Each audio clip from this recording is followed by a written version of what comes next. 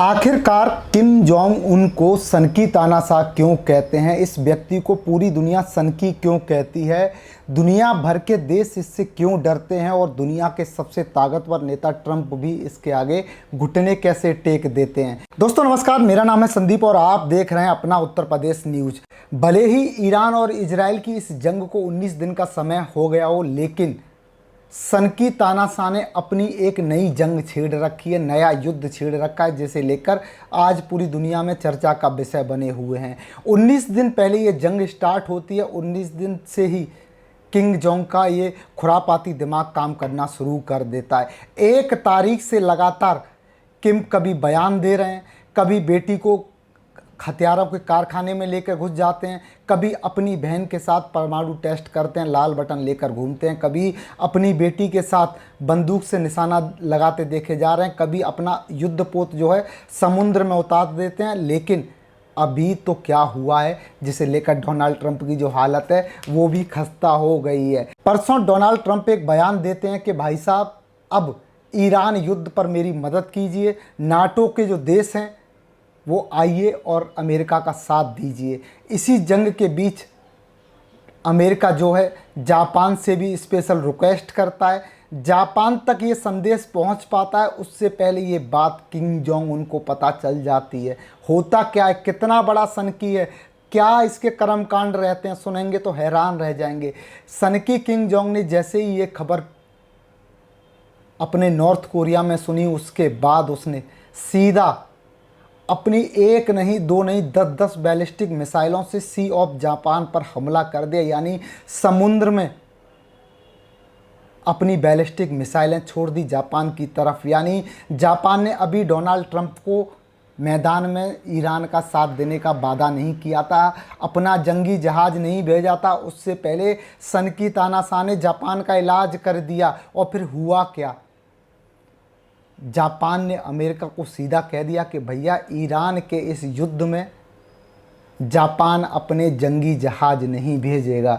यानी सनकी तानाशाह ने क्या किया, जापान का इलाज बांध दिया और जापान ने क्या किया, सीधा अमेरिका से मना कर दिया। आप देखिए, सोचिए इसके खुरापाती दिमाग की कि कहाँ सोचता है। जहाँ लोग सोचना बंद कर देते हैं वहाँ किम जोंग सोचना स्टार्ट करता है। मैंने आपको बताया लगातार किम जोंग की एक्टिविटीज़ जो हैं वो 1 तारीख से शुरू हो गई हैं।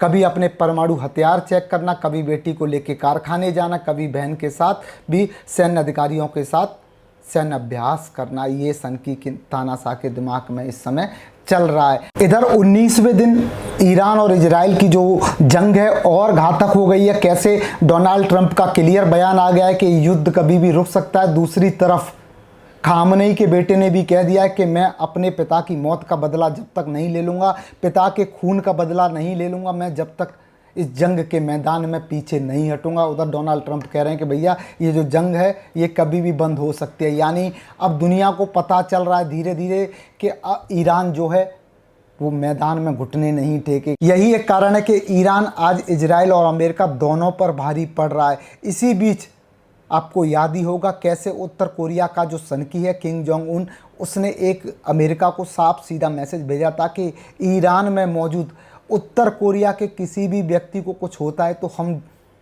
सीधा अटैक करेंगे। उससे पहले कहा कि हम खामनेई की मौत का बदला लेंगे। तमाम बयान जो है किम जोंग उन यहाँ लगातार दे रहा है। यानी अब जापान के साथ जो किम जोंग उन ने किया है उससे दुनिया भर के देशों के कान खड़े हो गए हैं। कह रहे हैं कि भैया, इसके दिमाग का कोई ठीक ठिकाना नहीं है। कब ये व्यक्ति क्या कर दे, कब किस पर परमाणु छोड़ दे, कब लाल बटन दबा दे, कब ये बैलिस्टिक मिसाइलें छोड़ दे, क्योंकि एक्टिविटीज़ इस किम जोंग उनकी लगातार बढ़ती जा रहे हैं। अब आप सोचिए, एक तरफ ईरान ने डोनाल्ड ट्रंप की हालत ख़राब कर रखी है। ईरान, इजराइल और अमेरिका दोनों पर घातक हमले कर रहा है। इजराइल को नुकसान पहुंचा रहा है, अमेरिका को नुकसान पहुंचा रहा है, उन मिडिल ईस्ट देशों को नुकसान पहुंचा रहा है जिन्होंने इजराइल और अमेरिका दोनों की मदद की थी ईरान के खिलाफ। उधर किम जोंग उन जो है अमेरिका यानी डोनाल्ड ट्रंप की नाक में दम करके रख दिया है। कह रहा है भाई, अब मैं पीछे नहीं हटने वाला, युद्ध में मेरा भी योगदान रहेगा। दोस्तों सोचने की बात है, डोनाल्ड ट्रंप जो है इस समय कितने फंसे हुए हैं। एक तरफ ईरान ने इजराइल और अमेरिका दोनों की नाक में दम कर रखा है। इजराइल पर बड़े बड़े स्ट्राइक हो रहे हैं, अमेरिका पर बड़े बड़े स्ट्राइक हो रहे हैं, साथ ही उन मिडिल ईस्ट देशों पर भी ईरान लगातार हमले कर रहा है जिन्होंने थोड़ी बहुत भी पाकिस्तान और इजराइल की मदद की थी। खामनेई की मौत का बदला जो है अगर कहा जाए तो ईरान इस समय चुन चुन कर ले रहा है, लेकिन ईरान का खुल्लम खुल्ला साथ नॉर्थ कोरिया के ताना साथ दे रहे हैं। कैसे, जब डोनाल्ड ट्रंप ने जापान से मदद मांगी तो जापान ने क्लियर मना कर दिया, क्योंकि जापान को संदेश किम जोंग ने भेज दिया था कि अगर गलती की, अगर अमेरिका का साथ दिया, अगर डोनाल्ड ट्रंप का साथ दिया तो अभी तो ये जो मिसाइल हैं सी ऑफ जापान यानी समुद्र में दागी गई हैं, अगर थोड़ी सी भी गुस्ताखी जापान ने यहाँ की तो ये मिसाइलें सीधा जापान पर वार करेंगी।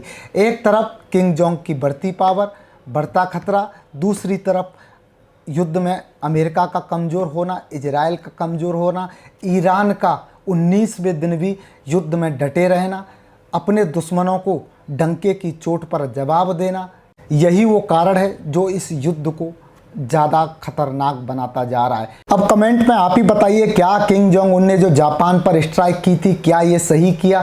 क्या किम जोंग उनको ईरान का साथ देना चाहिए? क्या किम जोंग उनको अमेरिका को जवाब देना चाहिए? कमेंट बॉक्स आपका इंतज़ार कर रहा है, कमेंट पर अपनी राय दे दीजिए। धन्यवाद।